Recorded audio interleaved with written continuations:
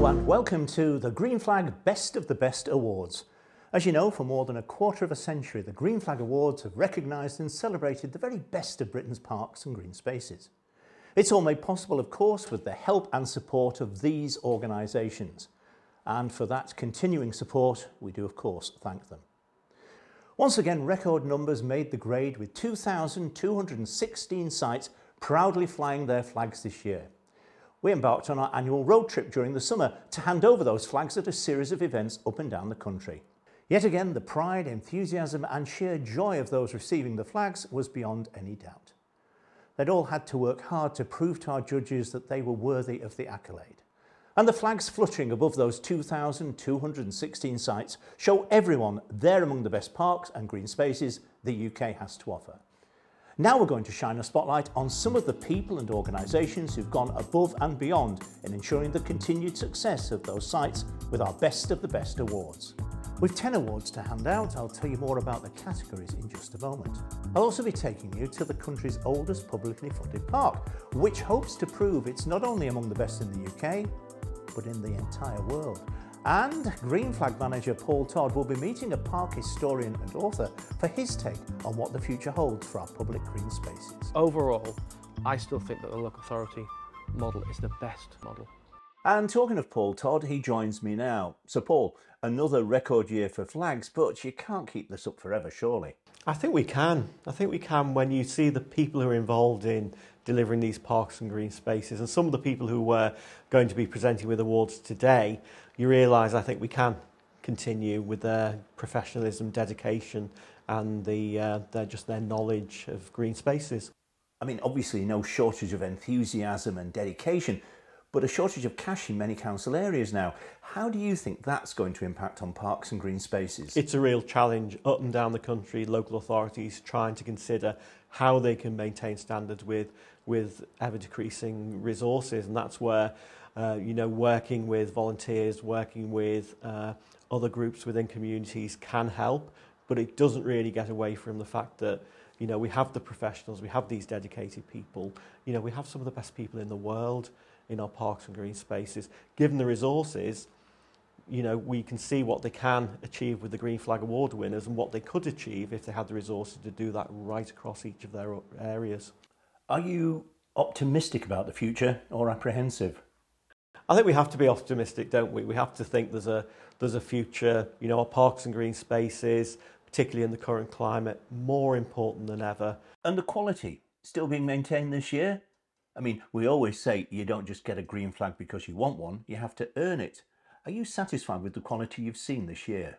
Yeah, still maintain they won't have Green Flag Award unless they meet the standard, and obviously our team of judges who go through their training to be able to assess these parks and green spaces won't give a flag to a park unless it meets our exacting standards. Those standards haven't changed. We still maintain those standards, so we're giving people a guarantee that if they see that flag flying over that park, then they are going to experience a quality park. Thanks, Paul. And so to the main business as we discover who's won what in our Best of the Best awards. As I said earlier, we have 10 categories covering volunteers, staff, elected members and teams. We'll be recognising initiatives concerning climate change and health, as well as schemes designed to increase the usage of parks by women and girls. There'll even be an award for the best flag-raising celebration photograph. We start with the people who play such a vital role in maintaining and enhancing our parks and green spaces, the volunteers. Where would we be without them? These are the folk who give freely of their time without seeking any reward, other than knowing they're preserving valuable assets for future generations. Lots of very worthy nominees again this year, but the judges whittled them down to one winner. Now, our winner has been volunteering for almost a quarter of a century at Dixon Park in Larne, Northern Ireland. She undertakes a wide range of work and acts as a great ambassador for the park. Our Volunteer of the Year is Anne Marshall. Dixon Park is somewhere where I love. I was brought up in Dixon Park.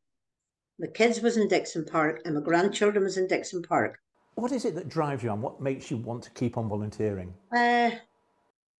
Just I like to help people, and I like to see, I just like to be involved in things, and I love helping people. and I love to see everybody happy and spending time in the park and enjoying it and taking part in the wee functions that are run up there. Many congratulations. Well, of course, the pool of volunteers would eventually run dry if we didn't encourage the next generation to step forward. So now it's time to shine a light on the young volunteers who make sure the good work of their predecessors continues on into the future. Again, we had a strong field of entries, but one scored higher than the rest. Our winner has proved he's a dab hand down on the farm. Swansea Community Farm, to be precise. Yes, our Young Volunteer of the Year is Jaden Daniel. I like making new friends, being outdoors, learning new skills, being with animals. Is it something you'd like to do eventually, work on a farm? Yeah, that's my future job. You must be very proud of your son. I am, yes. Yeah, I am very proud of him. He loves going to the farm. I think if he had his chance, he would be there every single day because he just loves it. He's up every Saturday morning, the crack of dawn, getting ready to go, and off he goes. He's always the last one to leave there to come home. He absolutely loves it. And then he's using all them skills at home as well. Well done, Jaden. Keep up the good work. It's great, isn't it, to see such commitment from young people. Well, as much as the work of volunteers is invaluable, parks and green spaces can only truly thrive if there's also a dedicated team of professionals to back them up. Our Employee of the Year award recognises those who are paid to do what they do, but who see their role as far more than just a job. Such was the quality of nominations in this category, the judges decided to choose 2 winners. Our first is said to work tirelessly to ensure the manicured lawns and formal flower beds are looking tip-top at Wallsend Park in North Tyneside. He is Dave Gordon. I love being outdoors. Working in the parks is an absolute dream of mine. I enjoy interacting with people. I enjoy hosting events here. I enjoy the grounds maintenance that goes on, leading the team. It sounds more like you're being paid to do a hobby that you love.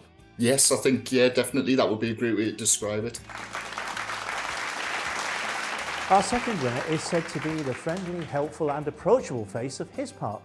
He's the go-to person at Straven Park. He is James Armour.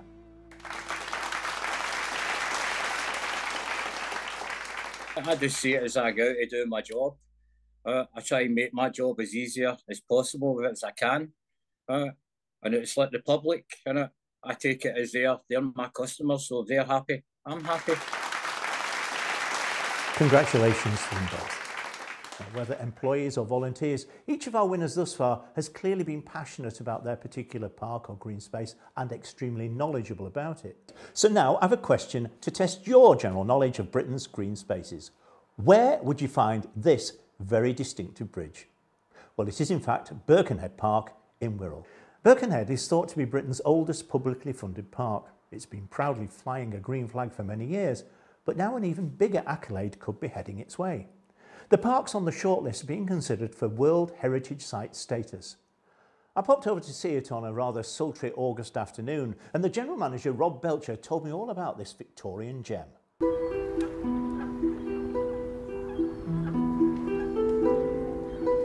It's reputed to be the first public park.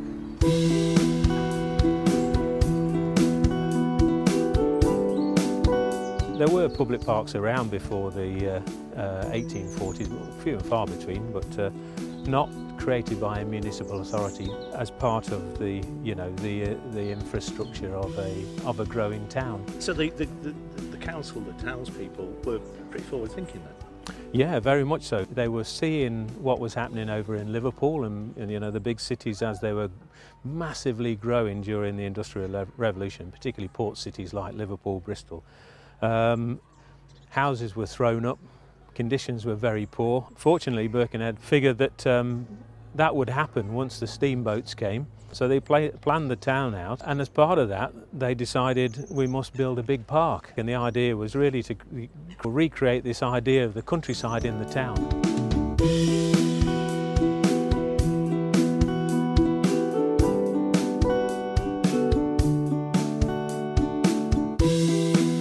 So poorest of the poor, richest of the rich could rub shoulders in Birkenhead Park, and that was what was special about it. It was created in anticipation of the growth of the town and the urban conditions. Birkenhead Park is very well used by the local community today, as it was in the past. It is a hub for a lot of different organizations, for different interest groups. We have a lot of community cohesion around the park, and I think that what makes Birkenhead Park so special today still, because it still fulfilled the historical role that it had to be the park for the people. The park covers 150 acres and has around 2 million visitors each year, but it's now hoping to raise its profile even further. We've been invited to join the shortlist, if you like, of potential UK sites to be nominated to UNESCO for World Heritage Site status. What difference would that make to the park? To the park, well, to the park and the local community, it make a massive difference. People locally are already very proud of the park, as you'd expect, but there's a lot of talk now about an understanding as well. So it's raising awareness in the local community and obviously much further afield about the significance of the place. This place was the inspiration for Central Park in New York. Yeah, it was, yeah. In 1850, one of the two designers of Central Park, Frederick Law Olmsted, visited as a young guy of 28 with his brother and a friend of theirs. And via a baker at the local market, he was encouraged to come and see our new park, as they said, which was 5 years old at that point. 8 years later, by fortuitous means, he got to be the designer of Central Park, New York, and we have a strong relationship with Central Park, New York as well. And one thing in common is that Central Park is in with the possibility of World Heritage status as well. So if you both got it, that would be fantastic. But whether or not you get World Heritage status, what of the future for Birkenhead Park? We know that there is way more that we can do for our local communities in terms of educational opportunities, volunteering opportunities, and for visitors that come to the park. So it's really about maximising the value of the park to local communities. That's our main driver. Anything else, it's icing on the cake. Very nice. And of course, keeping places such as that looking their best requires a true team effort. So our next two awards honour some outstanding teams. First, our Volunteer Team of the Year. And again, our judges couldn't slide a piece of paper between the top two contenders, so they decided to pick two winners in this category. Now, our first winners are a group of friends who've worked tirelessly to support their favourite green space. They are the Friends of Apley Woods Nature Reserve at Telford and Reedford. We'll carry out the tasks that require a slightly more conservative approach without the need for heavy machinery, which can obviously be quite damaging and disturbing for the wildlife. We'll carry out regular wildlife surveys with partner groups that often lead to special projects which help to protect and conserve the site further. Our joint winners in this category are said to be a very eager and enthusiastic group who've undertaken a diverse range of tasks without any quibbling. They are the Mill Waters volunteers at Ashfield District Council's Kings Mill Reservoir. It's putting something back into the community. I lost my wife about 3 years ago, and that's why I volunteer with the Memory Cafe, because I got nothing like it when I was looking after my wife. Now let's find out who's picking up our team award for park staff. Our winners are said to always seek out new ways to ensure their park is maintained to a high standard. They are the team at Forest Farm in Cardiff. They are super dedicated to what they do. They're very passionate about what they do. A lot of the team have been working within the role for 20 plus years now, which just shows, I think, their sort of passion for the role and their dedication. Well done to all of our teams. Now, I realise I'm preaching to the converted with this audience when I say that parks and green spaces are good for your health. Thankfully, more and more people are realising that fact. Many discovered it, of course, for themselves during the dark days of the pandemic, when a walk around the local park provided welcome respite from the daily diet of gloom. Well, our next award bangs the drum for the health benefits of parks and highlights the initiatives which are promoting the link between green spaces and good health. It's our Best Health Initiative Award. The winning project is all about bringing together like-minded people to share skills, worries or concerns, but the main aim is they should have fun whilst doing it. The winner is the Men's Shed Project at Bailey Hill. What the men are getting are a sense of community, the ability to speak and talk with like-minded people, learn skills which perhaps they didn't have previously. The site is a scheduled ancient monument. It was a Motte Bailey castle. So we don't use any electricity. There's no kind of power tools or anything like that. It's all hand tools. I think they'll be very honoured to actually have reached kind of the finals of this nomination. Well done to them. But you know, this business of parks and good health is nothing new. Enlightened Victorians realised the value of providing open spaces to offer respite from the grimy towns and cities. As we heard earlier, that's how Birkenhead Park came into being. So parks are just as important now as they were then.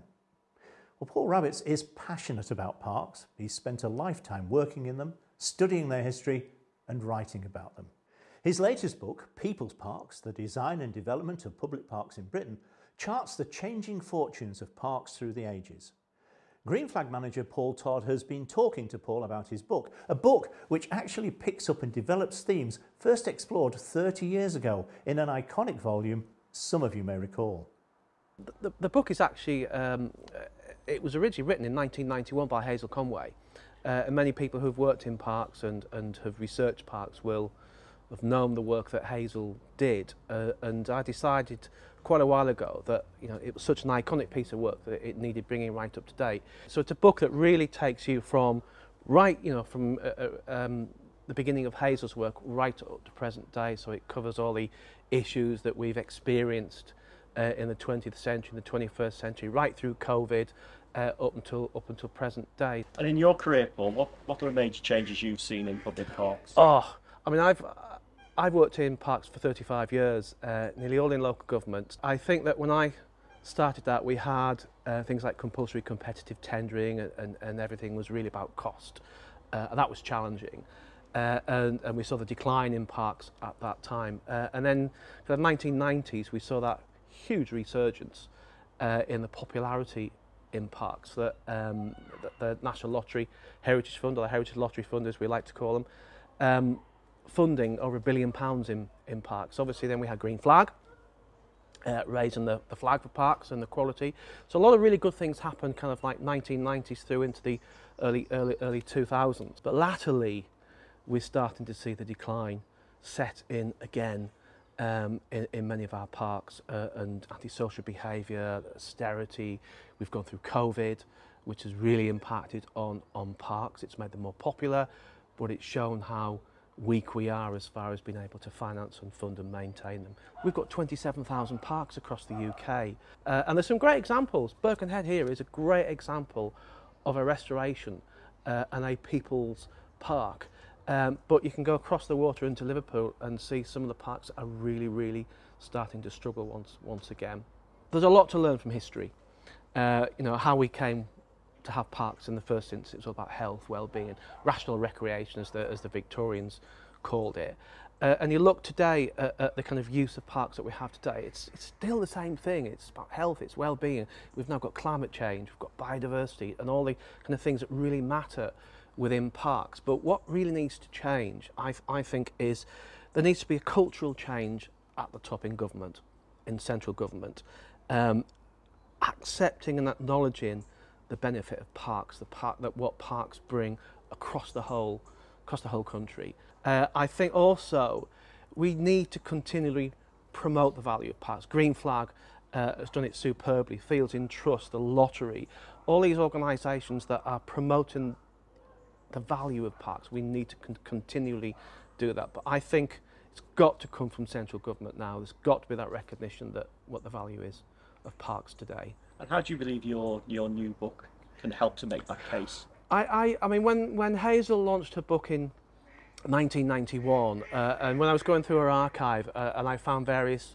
newspaper cuttings and the publicity that that book gained at that time was really, really important.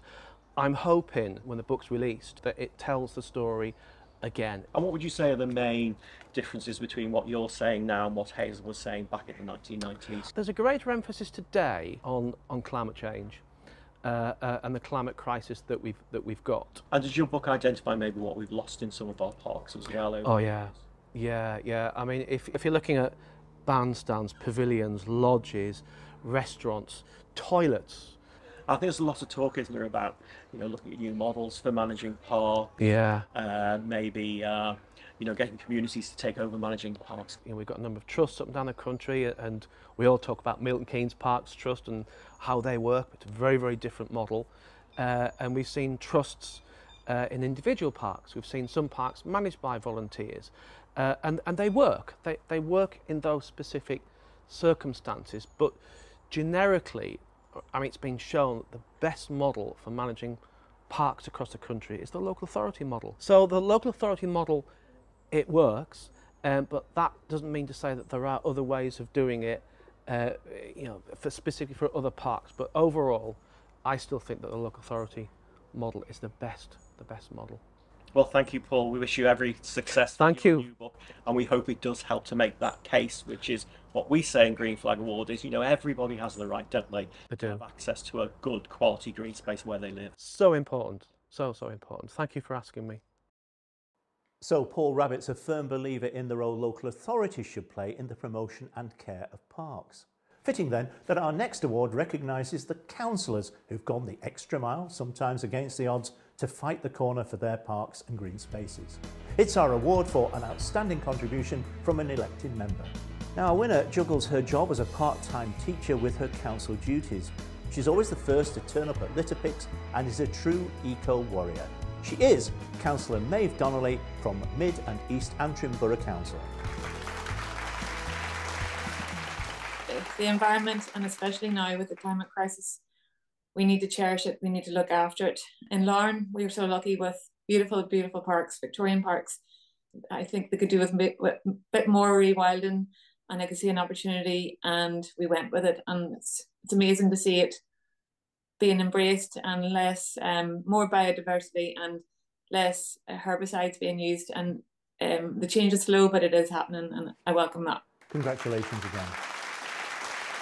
Now, one subject seems to dominate headlines week in, week out, and that's our changing climate. This summer, we've seen horrific wildfires and terrible floods affect so many countries. You may recall Paul Rabbit's mentioned climate change was among the current issues parks were having to take account of. So our next award highlights the ways in which parks are meeting that challenge. It's our award for the best climate change adaptation project. The winner is an allotment site where those responsible for it have been mindful of the need to adapt to the challenges of climate change. That winner is the Van Ward Allotments in Caerphilly. Through a system, solar panel system and battery storage unit that we now have completely free electricity, and it's also running a pump for our borehole, which provides us with free water as well. We're able to adapt our growing to the seasons and what the weather is throwing at us through this particular system. Well, congratulations, well done, keep up the good work. Well, I think few of us would argue with the notion that parks and green spaces should be available to all and that everyone should feel safe and comfortable while using them. Sadly, it seems that's not always the case for women and girls. So Green Flag was involved in research commissioned by West Yorkshire Combined Authority to find out why that was and what could be done to make girls and women feel safer in parks. Well, I'm joined now by Lindsay Atherton, who is the Green Flag Development Manager, and she can tell us more about that research. What exactly did you find? Well, the research showed that women were less likely to use parks, in fact 3 times less likely to use parks. What's keeping them away? As well as fear of crime, there was sort of the perception that we were being judged. One of the big things that came through from the research was the lack of sort of people that you could go to if you didn't feel safe at the time. Other things people can do within budgets? Yes, there certainly is, and there's some guidance on the Green Flag Award website that has a number of quick wins in there that you can do. Probably one of the quickest things that you can do is actually to start consulting with women. So are there any local groups of women that you could sort of walk around the park with, where they can point out things that perhaps don't make them feel safe, that you could just quickly amend? Thanks, Lindsay. So, how are parks responding to those challenges? We wanted to know. That's why we've introduced a new category this year for the best initiative to engage and increase usage of parks by women and girls. Our winner introduced a Make Space for Girls initiative, which included a month-strong programme of free events and activities specifically aimed at 10 to 18-year-old girls. The winner is Rowntree Park in York. We started specifically with lots of research in our own park, finding out the views of local girls. So we put on a range of events, including like sports and exercise, but also arts and craft and nature-based things. Green Flag to recognise what we've been doing in our park is amazing. But for us, the biggest reward, obviously, is seeing that mass increase of older girls using the park and feeling empowered and feeling that it is their space. And obviously those sort of habits will continue as they grow up, and they will see the park as theirs. Well, congratulations, keep up the good work. Now, earlier I mentioned about the enthusiasm and pride which always shines through when we tour the country, handing out the green flags during our annual road trip. Of course, not everyone involved in the success of a park or green space can make it to one of those ceremonies. So often people organise a bit of a shindig back home as they proudly raise their flag. We thought it would be nice to see what they do, hence our award for the best photograph capturing a flag-raising celebration. And we thought this photo from Langfelteg Memorial Playing Fields demonstrated how Green Flag really is relevant to all generations. And that's it for another year, but applications are now open for the Green Flag Awards for 2024 to 25, so please go to the Green Flag Awards website. You'll find out more about how you can apply. Well, it just leaves me to thank Paul Todd and the Green Flag team for organising all of this. If you've been awarded a green flag or flags this year, always remember they can be withdrawn if you don't keep everything tip-top, so beware. Thanks to everyone who nominated people, thanks to all of our nominees, and congratulations to all of our winners. Thanks to you for watching. I'll leave you now with a look at the top 10 parks as voted for by the great British public. Until next time, goodbye.